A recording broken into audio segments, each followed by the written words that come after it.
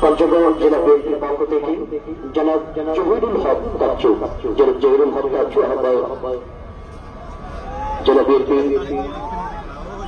পঞ্চগড় মহোদয়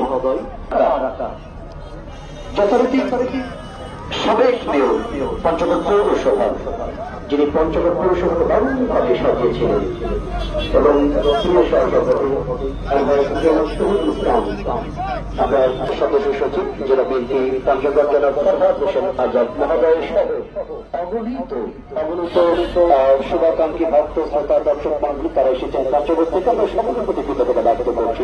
অপরপক্ষে আজকে রংপুরের সম্মানিত আহ্বায়ক রংপুর মহানগর বিএনপি জেলা সচিব সহ সদস্য সচিব যারা মাহমুদুল নবী বংশায় সহ রংপুর থেকে আগত সকল নেতা কর্মী শুভাকাঙ্ক্ষী তাদের জন্য শুভকামনা ব্যক্ত করছি। আজকে আমরা আমাদের উত্তরবঙ্গের আলোচিত মানুষ